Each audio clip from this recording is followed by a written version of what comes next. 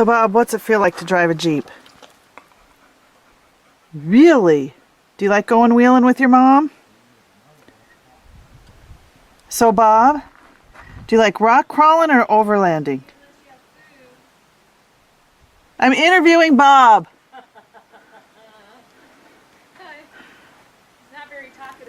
Bob is a little camera shy. Hey everyone, it's Jeep Momma and we're on our Mojave fan ride, our LTWK fan ride. We just crossed the California border and we're in the Mojave Desert. We have 3 fans with us. Mike, also known as Jeep Zentox on YouTube, Jody, Stacy, and Bob. Why did you run away from us? We are going to spend the next couple of days and nights camping and driving the Mojave Road. We are going to be doing our Mojave fan ride, our LTWK fan ride. LT Wright Handcrafted Knives. Thank you so much. We are so looking forward to some relaxing wheeling, camping, and camaraderie. The Mojave Road, formerly the Mojave Trail in Southern California, a 147-mile dirt road across the Mojave National Preserve. The trail meanders across the desert, connecting waterhole to waterhole, an historic route that starts southwest of Bullhead City, Arizona, and runs to Fork of the Road along the north bank of the Mojave River. Initially, the trail began as a thoroughfare with the desert-dwelling Native Americans.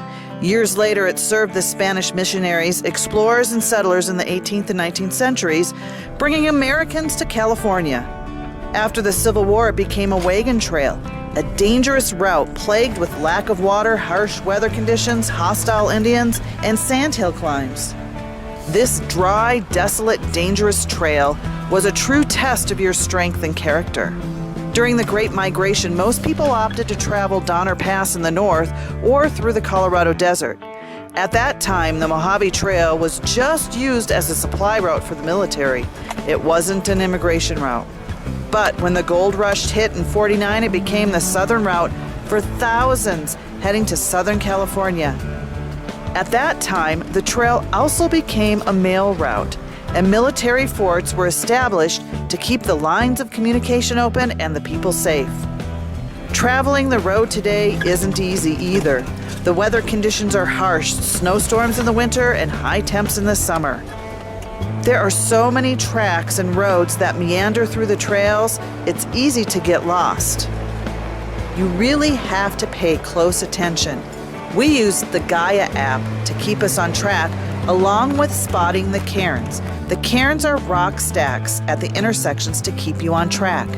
These were placed by the Friends of the Mojave Road.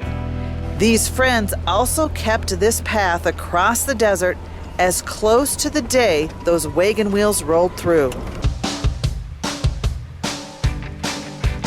As we traversed those sandy roads, some nicely graded, some not so much, we came across the one and only obstacle we found on the trail. If you've never been off-roading before, it could be a very intimidating downhill trek. But for our group, this obstacle was nothing but easy and had us hungering for more rocks.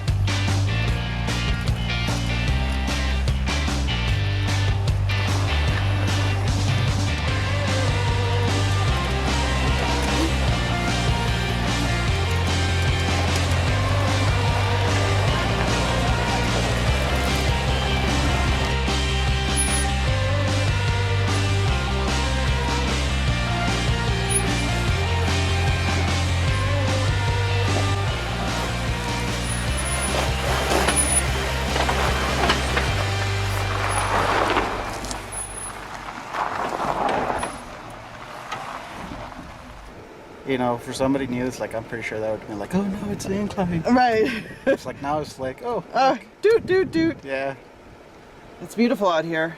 It's beautiful out here. It's very calm. So I think it was time for a nice calm ride. After a quick lunch stop and gas fill up, it was time to get back in our Jeeps and on the trail.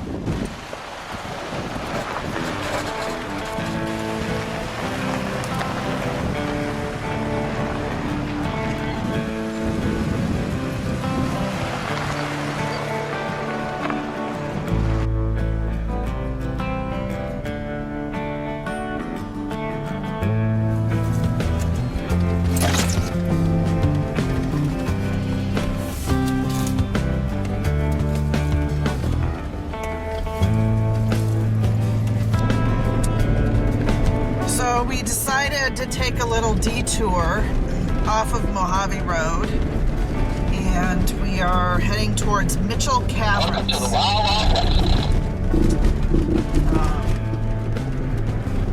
Yeah, this is beautiful out here. We saw a sign for Mitchell Caverns and decided to take a detour. I was struggling internally with the change of plans, but again, it turned out to be what the journey wanted for us. Along the bumpy gravel road, we came to the Hole in the Wall Information Center. A park ranger informed us Mitchell Caverns was closed because of the virus. So we decided to head back to Mojave Road to find a camp spot for the night. The ranger gave us a great tip for some out-of-the-way camping off of Wild Horse Road. There was not a person or vehicle in sight for miles. A perfect spot to set up camp for the night.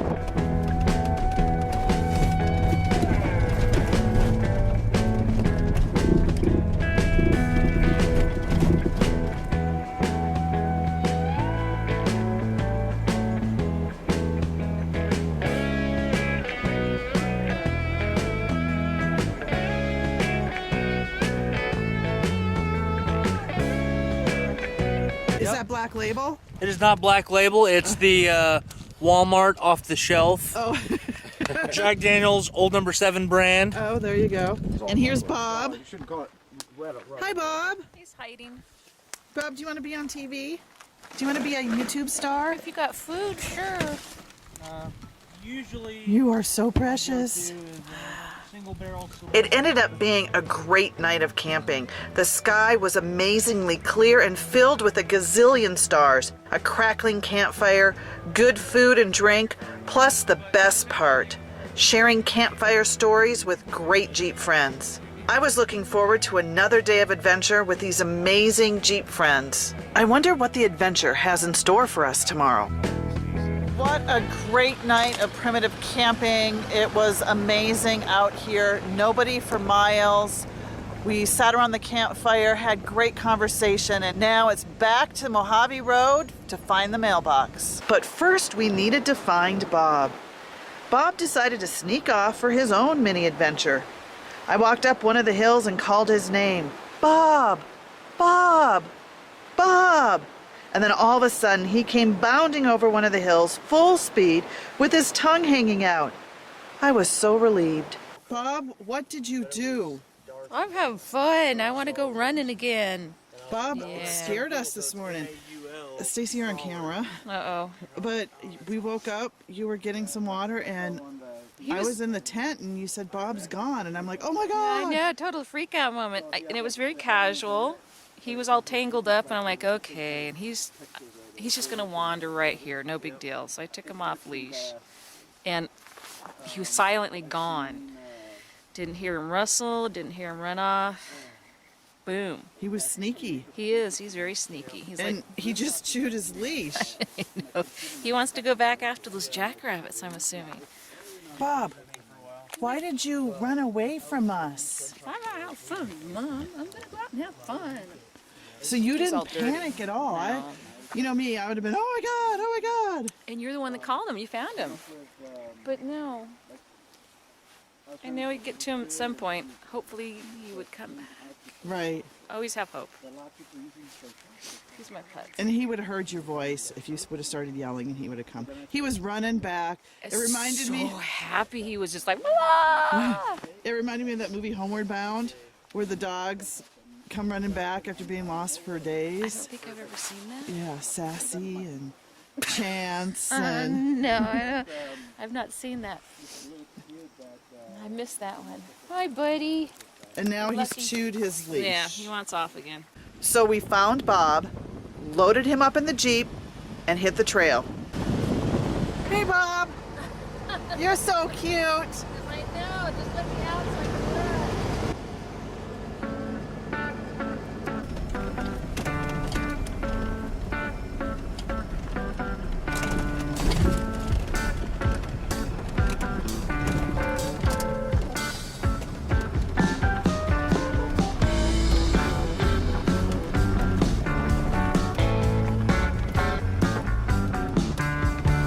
It was a perfect morning of blue skies, warm temperatures, and cruising the desert in our Jeeps. We were heading west along the Mojave Trail when you won't believe who we ran into. The Clampers.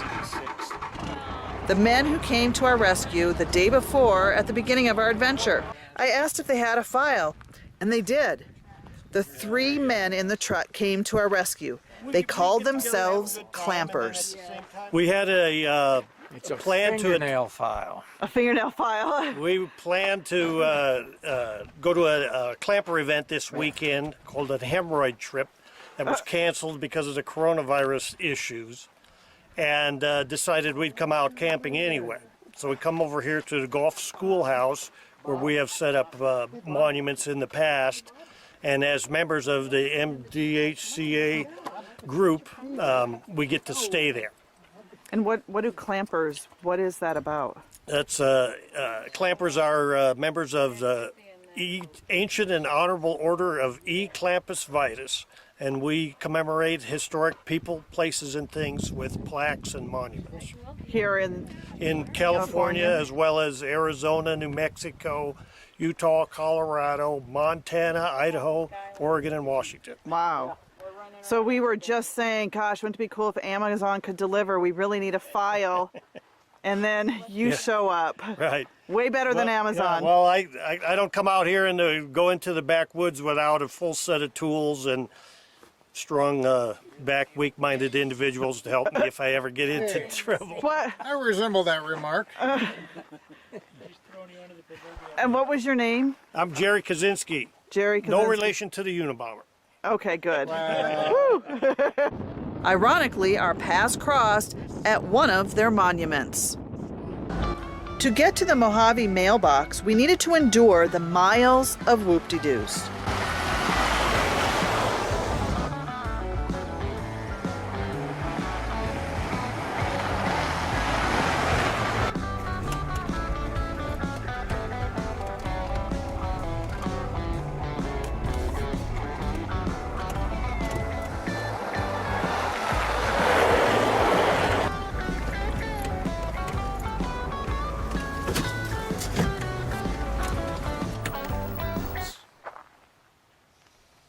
So I'm going to put some LT business cards in here in the mailbox. So then I'm also going to put in some Jeep Talk Show business cards. And of course, I'm going to put in some Jeep Talk Show stickers.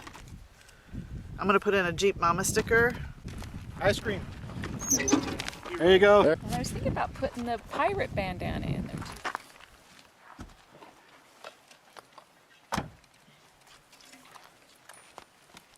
There we go. So Jody, what are you putting in the Mojave Road Mailbox? All right, so the first thing is I've got an SA face shield. The next thing I'm going to do is I'm going to put a pin in here, A, so that they have something to write with, and B, I got this from Desert Automotive in Sierra Vista, Arizona. What are you going to take? An ice cream sandwich in I'm there. thinking about the ice cream sandwich. Oh, how about that TP? Let's see it. Here's the toilet paper. It says 3/17/2020, COVID-19, the last toilet roll. Love Ryan and Nee. Stay healthy. Stay COVID-19 free. The pure enjoyment of this toilet paper, as much as our face lit up when we saw this, I'm gonna leave it here because I know that other people are gonna get a kick out of this. We finally made it to the Mojave Mailbox and made our exchanges. Now it was time to get back on the trail to find our next highlight. At the end of day 2, we made one last stop at an old abandoned mine.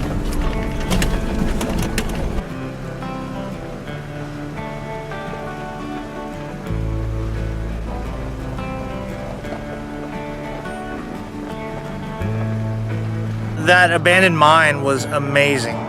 We got the opportunity to go up to an abandoned mine with lots of lava rock. Essentially, the backstory is in the 80s, a bunch of workers ended up abandoning the site, so all the equipment is still there in place. Lava rock all over the place. It was really cool to get up there and kind of see it from that perspective and get to see all the abandoned equipment. Then it was off to fill up our tanks say goodbye to Jody, as he needed to go back to work the next day.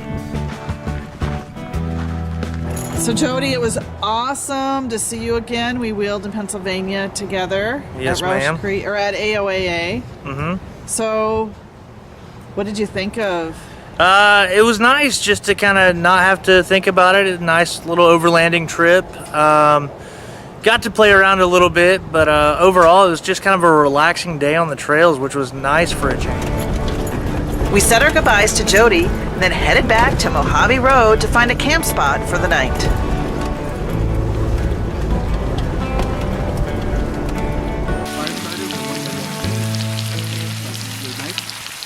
They were all gone. So I bought mattress. I have a rough idea. Like this little stuff like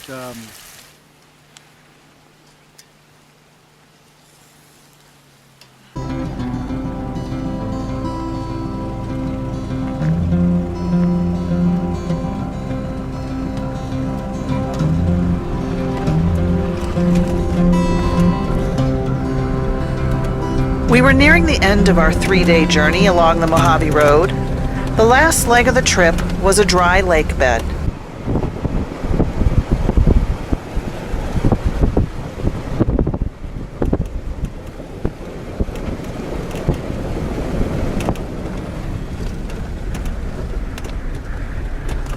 But the more we traveled, the muddier it became.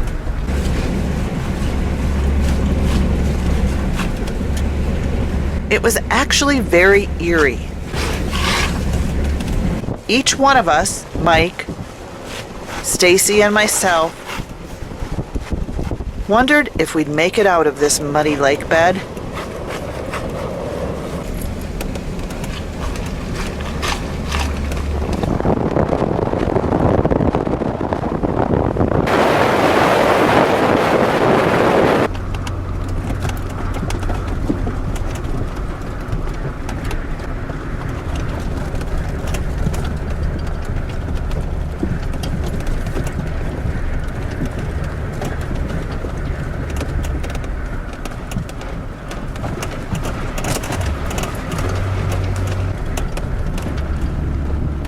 But finally, we made it. We made it to the Mojave Road rock pile. Tradition has it you pick a rock at the beginning of your trip and place it on the pile. What an amazing adventure along Mojave Road. The quiet nature of a land that could be so deadly. Alone in our Jeeps, but together in adventure. Truly an experience of camaraderie and a shared passion for Jeeps, camping, and adventure. A big thanks to Wright Handcrafted Knives for your sponsorship and support. And a shout out to Tom Wood's Custom Drive Shafts, Colby Valve, Jeep Cables, Extreme Terrain, and Off-Road Only. It was truly an adventure of a lifetime.